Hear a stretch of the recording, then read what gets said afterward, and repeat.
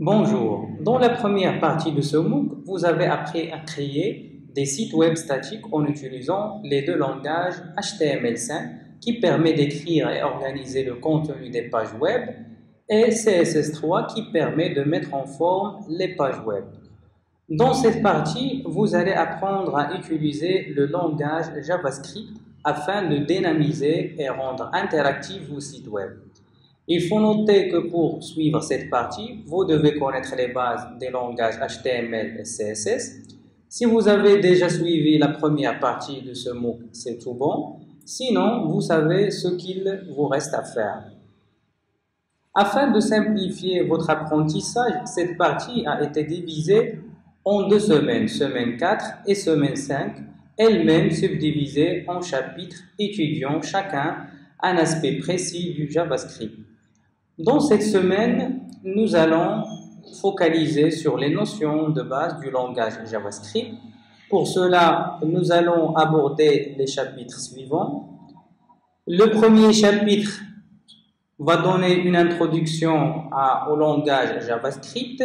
Il permet surtout de comprendre ce que le JavaScript, ce qu'il permet de faire, quand il peut ou doit être utilisé et comment il a considérablement évolué depuis sa création dans les années 90. Le chapitre 2, manipulation des variables, permet de présenter l'utilisation des variables, les différents types principaux qu'ils peuvent contenir et surtout comment faire vos premiers calculs.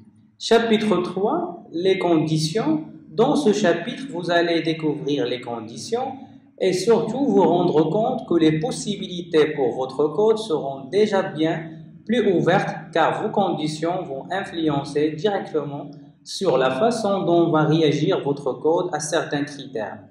Le chapitre 4, les boucles, permet de savoir comment répéter des actions pour ne pas écrire plusieurs fois les mêmes instructions.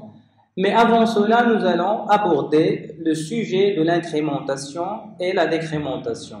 Le chapitre 5, découverte des fonctions. Ce chapitre permet de comprendre les concepts qui se cachent derrière les fonctions, tels que la syntaxe de base, la définition et l'appel d'une fonction, ses arguments et ses paramètres. Chapitre 6, découverte des objets. Les objets sont une notion fondamentale en JavaScript. Dans ce chapitre, nous allons apprendre qu'est-ce qu'un objet JavaScript et surtout, nous verrons comment les utiliser. Cette partie suit un schéma logique et commence par présenter des mécanismes simples du JavaScript pour aller progressivement vers du plus complexe. Je vous recommande donc de suivre tous les chapitres dans l'ordre. J'essaie également d'illustrer avec le plus d'exemples possible, car que les choses soient dites immédiatement, vous ne pouvez pas apprendre à coder réellement qu'en pratiquant et qu'en étant confronté aux difficultés. Finalement, n'oubliez pas de faire les exercices et la manipulation de la semaine pour tout problème.